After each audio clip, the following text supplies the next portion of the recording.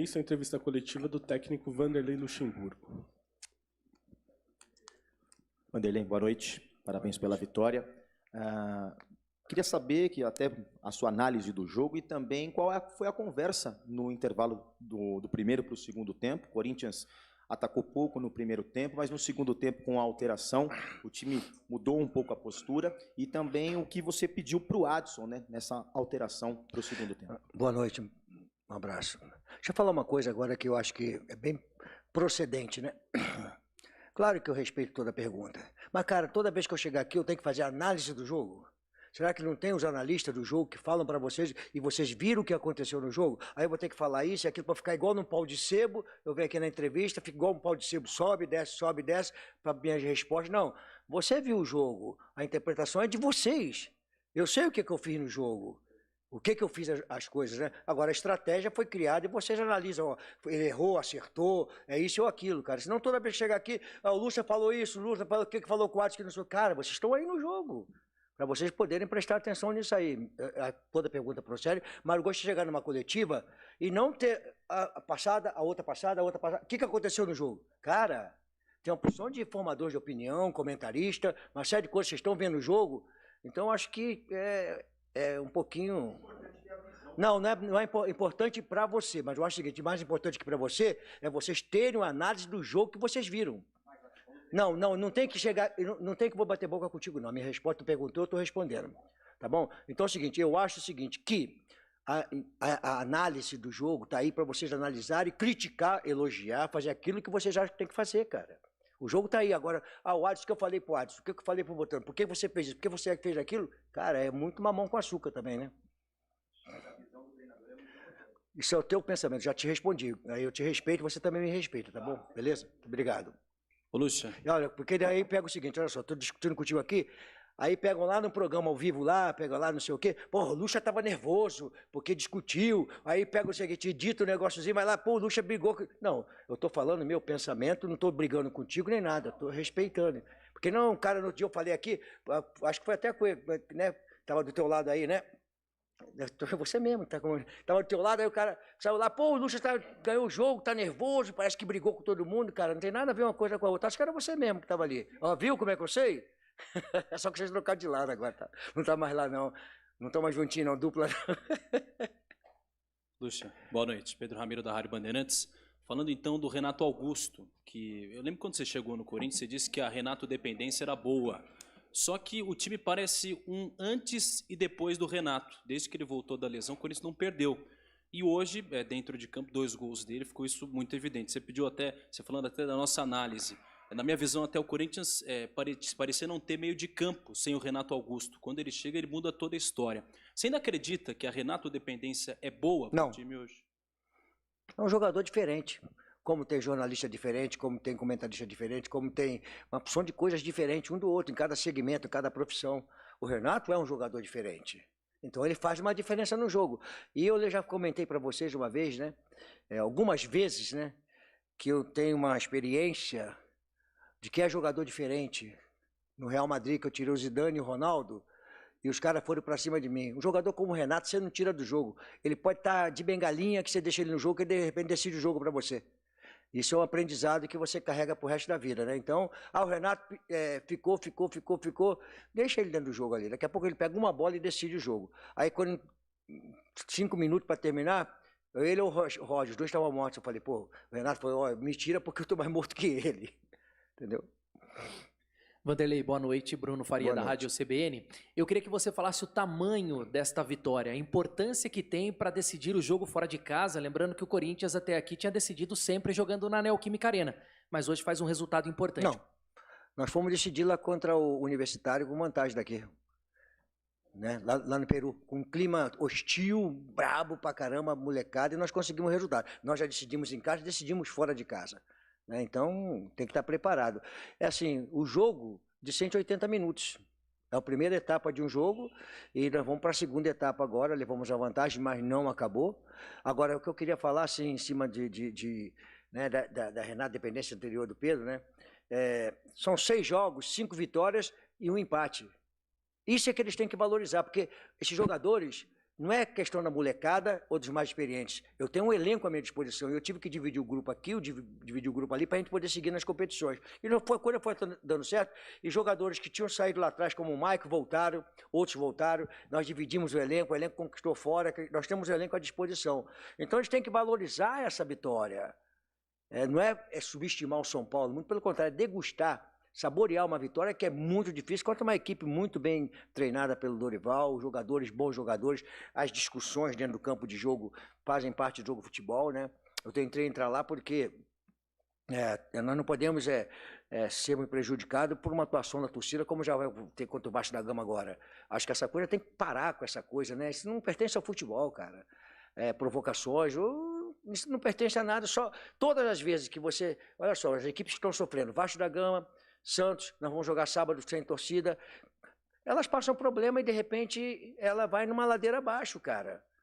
Porque a torcida é fundamental, como teve hoje aqui do nosso lado, incentivando a gente o tempo todinho. Então é muito complicado, a gente tem que ter muito cuidado, o torcedor tem que ter muito cuidado, que hoje o tribunal não está dando moleza com respeito a isso aí. Qualquer coisa eles estão lá punindo e depois jogar com campo vazio é complicado, né? Sem torcida, né? Então, acho que os jogadores têm que valorizar essa conquista, essa vitória. Vamos levar uma vantagem, mas não terminou. Essa vitória só pertence a eles, ao elenco do Corinthians, independente de jovem ou mais experiente, né? É o elenco nosso. Oi, Luxemburgo, boa noite. Bruno Cassucci, do GE. Eu gostaria de saber até que momento você trabalhou com a possibilidade de ter o Rojas. A gente viu que ele teve junto com a delegação. À tarde você já sabia que não iria contar com ele? Até quando você teve essa dúvida? E o porquê da formação com uma linha de 4 hoje? Em alguns momentos você usou 3 zagueiros, né, nessa temporada. Dessa vez você optou por apenas 2 zagueiros. Por que dessa decisão? Vai cair naquilo lá de novo, mais uma vez, do G3, G4, G não sei o quê, vai cair de novo mais uma vez na análise, né? Cara, não é a primeira vez que eu jogo com uma linha de 4, não é a primeira vez que eu já joguei com uma linha de 3, não é a primeira vez que eu jogo com losango, não é a primeira vez que eu já joguei com 2 lados de campo, com 4-3-3. Então, tudo que nós temos feito aqui, ela tem acontecido, né?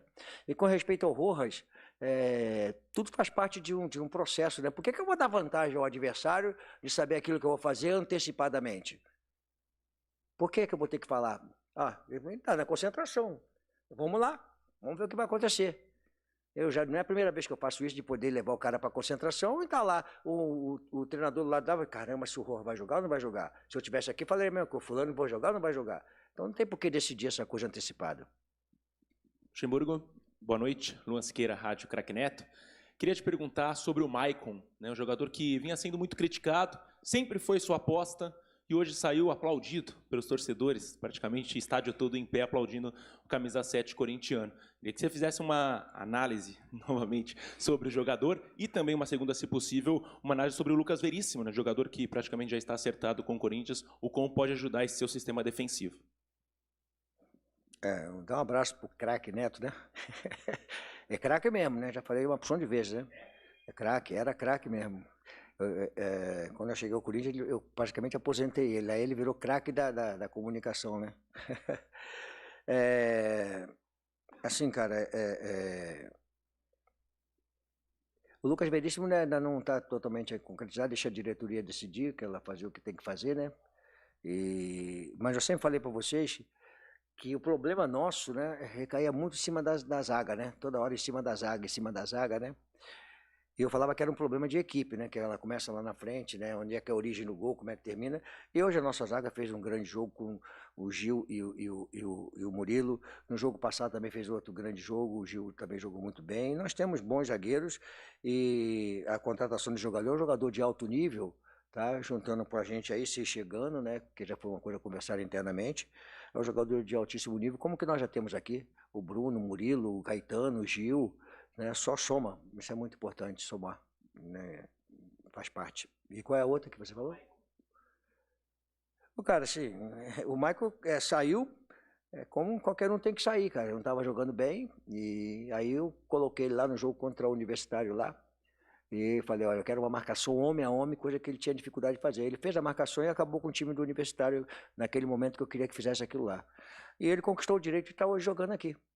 Ele conquistou direito dentro do campo de jogo, não é conversa fiada através de imprensa, através de robô que manda lá no meu Instagram, eu boto lá por 50, 60, 100 sem negocinho lá. Tá faltando pulando, o cara nem concentrou, tá faltando pulando. Mas o cara nem concentrou, porra. Como é que ele tá faltando o cara se o cara nem concentrou?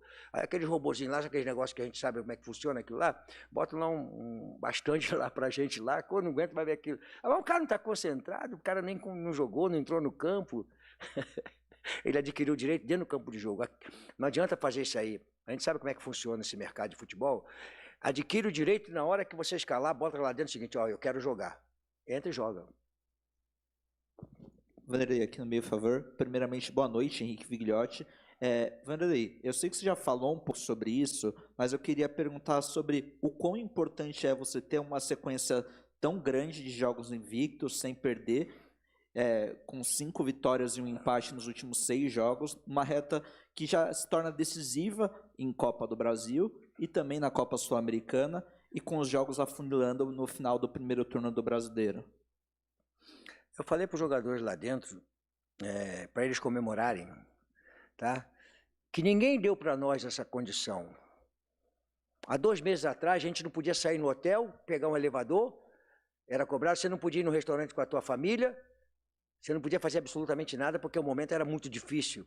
Então, nós estávamos privados de ser um cidadão, porque nós éramos simplesmente atleta, treinador, tá? Então, esses jogadores aí hoje têm que comemorar a vitória e saber o que aconteceu há 2 meses atrás, que eles não podiam sair. Então, ela não pediu licença, não pediu a ninguém para poder chegar onde chegou. Eles chegaram. E a porrada cantava e eles se unindo cada vez mais, a porrada cantando, se unindo. Então, eles estão de parabéns.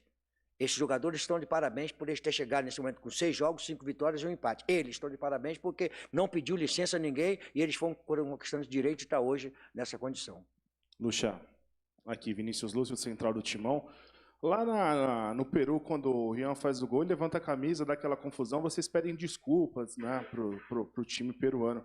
Você espera que os jogadores de São Paulo também peçam desculpas pela comemoração aqui na Neoquímica Arena, já que chutaram a bandeirinha do Corinthians com o símbolo do Corinthians? Cara, eu não quero entrar no mérito do São Paulo. Quem discute São Paulo é o São Paulo. Eu discuti o meu problema lá com o meu jogador.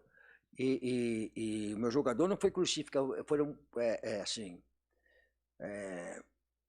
me deram muita pancada por eu ter pedido desculpa. Eu estava num ambiente hostil, complicado, eu não sabia o que estava acontecendo fora do jogo, fora do estádio lá. Então, quando eu fui à entrevista coletiva e sacanearam meu espanhol, eu tinha que me comunicar de alguma maneira, para poder jogar água, não álcool, amenizar o problema lá, que eu não sabia o que estava acontecendo.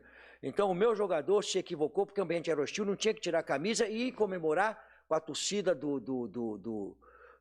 deles. Tinha que comemorar com a nossa torcida, que tinha 1000 torcedores lá, para poder comemorar para a gente. Então ele foi lá, só aumentou o clima hostil para nós e não adianta, absolutamente nada. Ah, mas ele mostrou racismo. Pô, futebol nem a mola mexe para mudar o mundo, não, cara. Querem fazer dentro do futebol a mudança do mundo.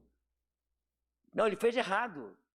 Ele não podia fazer aquilo lá, porque podia criar um clima muito complicado para nós sairmos de lá. E vocês viram como é que eu estava lá, vocês viram. Então, mas eu não crucifiquei meu jogador. Eu repreendi o meu jogador, mas não crucifiquei ele. Falei para ele não fazer aquilo lá, dei uma dura nele, briguei com ele, mas ele vai voltar para cá, ele vai estar pertencendo ao elenco profissional nosso aqui, porque ele é bom jogador. Mas tem que ser um aprendizado para ele, porque ele expôs todos nós desnecessário. Agora, o que o São Paulo vai fazer não é problema meu, é problema do São Paulo, que tem que, olha, pô, não faça isso, se fizerem aqui com a gente aqui, é um problema do São Paulo, não quero entrar no mérito meu de discutir o São Paulo. Lucha, boa noite. Guilherme Agrado do Dimensão Esportiva. Primeiramente, parabéns pela vitória de hoje. Eu queria que você comentasse um pouco sobre a capacidade que o seu elenco tem de se adaptar às mudanças que você faz dentro do jogo e até de um jogo para o outro, né? A gente vê o Adson começando uma partida como titular, não tendo um desempenho tão bom, e depois ele entra hoje e joga muito, muda a história do jogo. Então, a capacidade e a força do seu elenco para mudar as partidas, mesmo quando começa meio ali assim, depois consegue um resultado tão importante como foi hoje. Isso é bom, porque está todo mundo ligado, né? Porque se você fizer a substituição e não acontecer absolutamente nada, você não viu o jogo e é complicado, né? Porque você muda porque você viu o jogo, analisou o jogo. Nós estávamos, eu não queria entrar, tecnicamente, com 5, 6 jogadores, muito mal tecnicamente, não é questão de não estar querendo, não, tecnicamente a gente não conseguia acertar, o São Paulo estava acertando mais tecnicamente que a gente.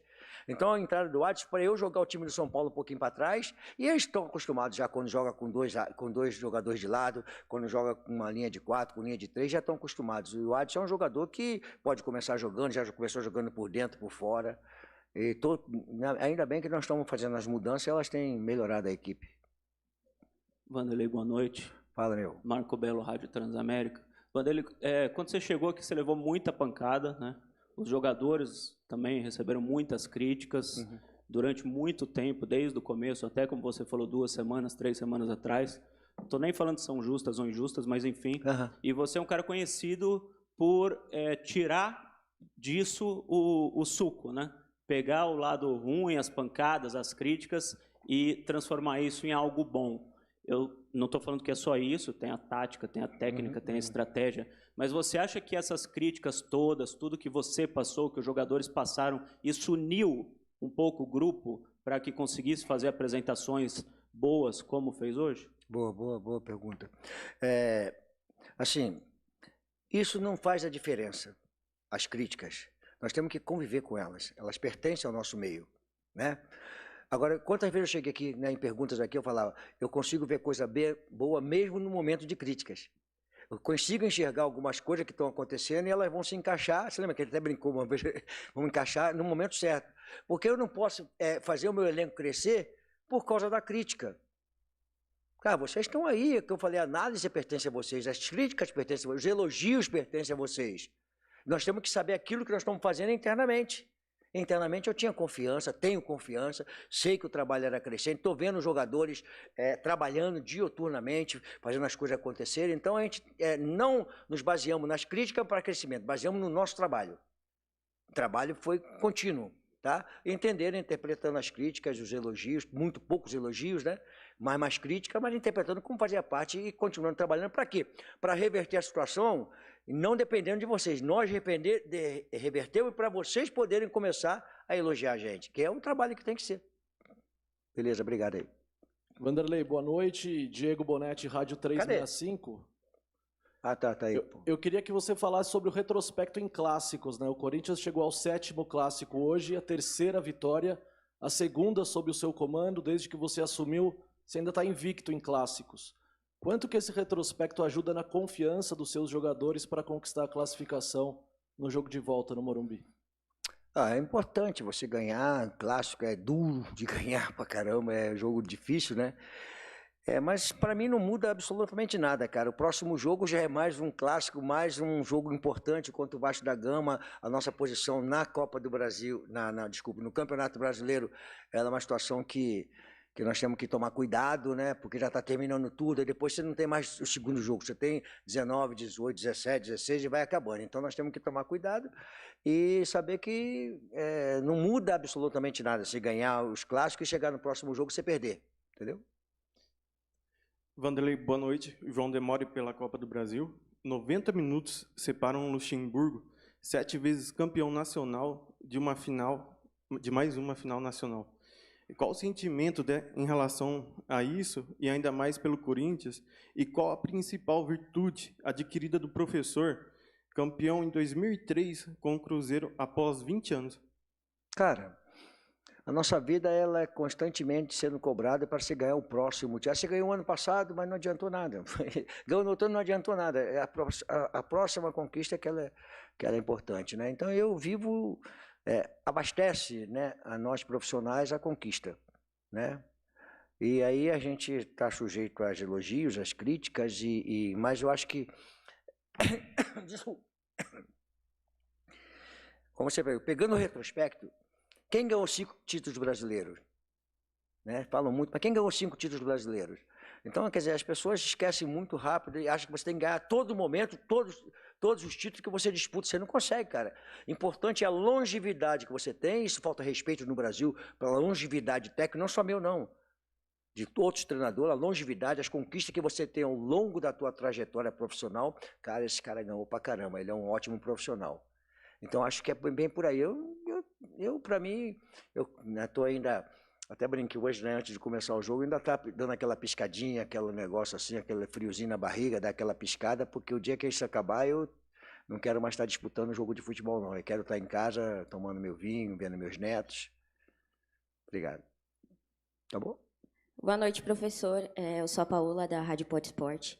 O Rojas está em um momento de entrosamento no time. Como é que é? O Rojas está em um momento de entrosamento no time. E eu gostaria de saber o quanto ele é importante para o Corinthians e o quanto ele acrescenta e pode acrescentar para a criação de jogadas. Mas o Rojas nem está aqui hoje, cara. Vamos falar dos jogadores que jogaram hoje. Porque foi importante, né? Senão eu vou valorizar o cara que não veio, que estava aqui, e valorizar, ele não está aqui. Vou valorizar o Maicon, que jogou uma grande partida, o outro que jogou uma grande partida, que estiver dentro do jogo de hoje. Valorizar o elenco que teve aqui. E o Rojas fica para o próximo jogo, quando puder jogar, para a gente poder, aí sim, analisar a qualidade dele. Muito boa noite, professor. Fala. Primeiramente, parabéns pela vitória. Sou Newton Pimentel, da Rede Nacional de Notícias. Primeiramente, também, eu gostaria de parabenizá-lo mais uma vez e falar como é bom, né, para quem gosta, amante do futebol, ver o Corinthians, que foi vice-campeão da Copa do Brasil, mais uma vez chegando, né, às finais, na semifinal, e ninguém diria que em três meses ou 2 meses atrás, que São Paulo e Corinthians chegassem numa semifinal e apresentando um excelente futebol. Percebendo no primeiro tempo, o Corinthians ele estava dando muito espaço, muita liberdade para o São Paulo, e o Caio Paulista, inclusive, tinha muita liberdade junto com o Rafinha nas laterais. Percebendo isso, nós comentamos até, se eu fosse o professor, eu colocaria o Adson, e o senhor enxergou isso também, com o Adson sendo um jogador muito agudo, jogador de muito drible. Ele segurou o Caio Paulista e também deu uma consistência maior.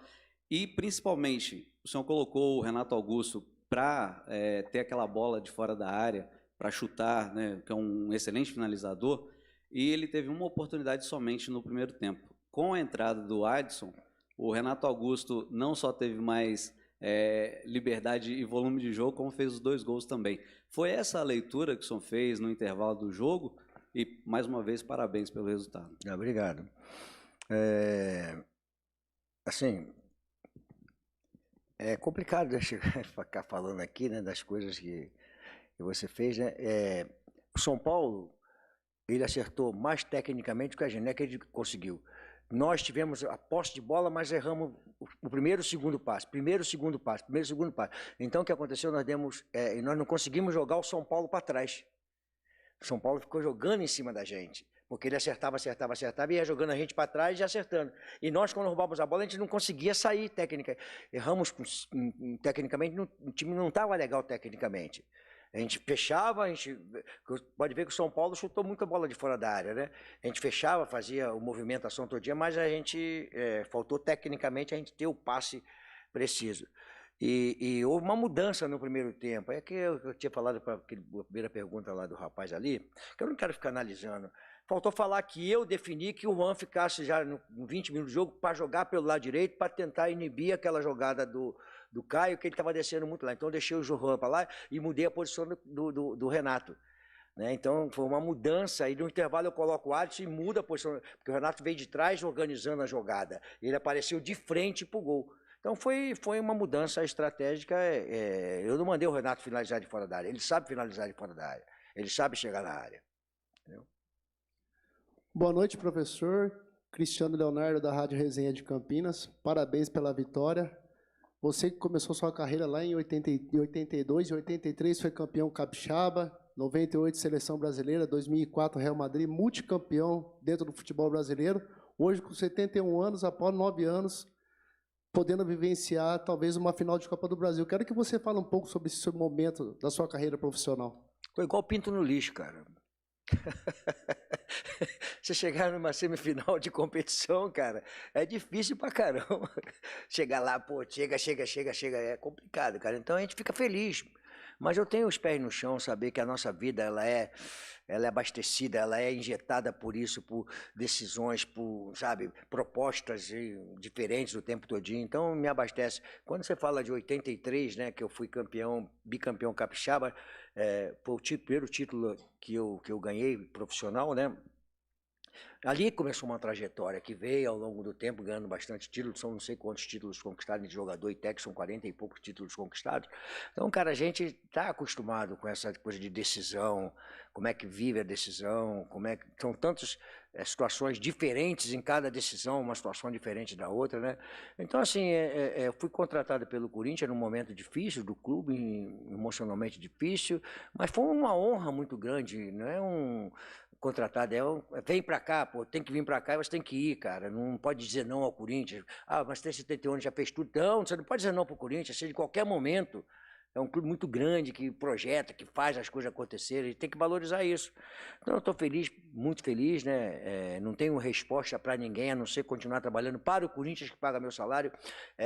Para eu fazer as coisas, tem que fazer com o Corinthians, de revelação de jogadores, botar um novo ativo do clube para dentro, com os moleques começando a jogar, os mais experientes, servindo de exemplo, os mais jovens. Então isso é todo um processo de futebol profissional.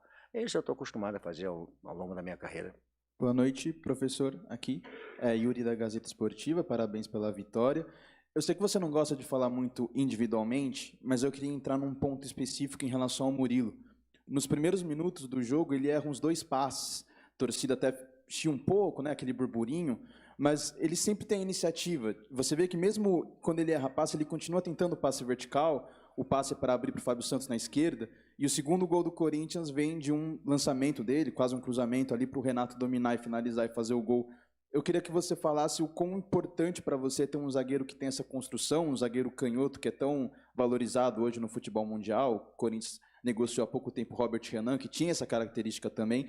Como que é para você ter um jogador que arrisca tanto e que pode proporcionar lances como esse do segundo gol do Renato? Obrigado. Ele de vez em quando quase me mata também, né?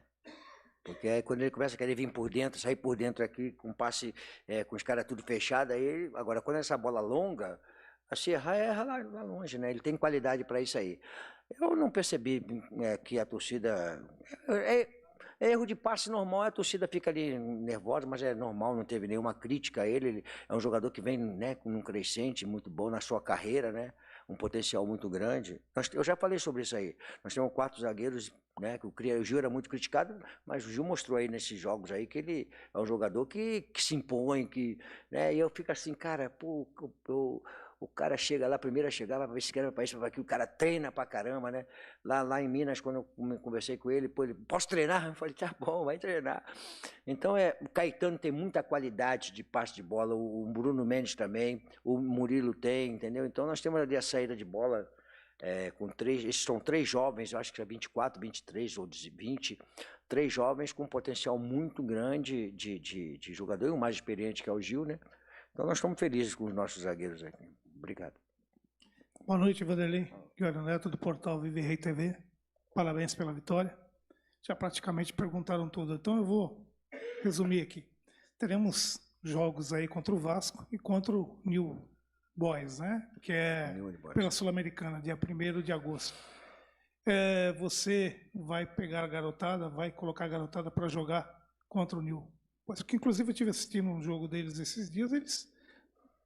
não desmerecendo o time, mas eu acredito que a garotada dá conta, dá recado, é a minha opinião. Você tá com pressa também, né? Eu vou tomar uma cerveja lá dentro agora, cara. Tem uma cervejinha para tomar lá dentro agora, para poder aliviar um pouquinho a tensão. Vamos pensar nisso, né? Ver a recuperação dos jogadores.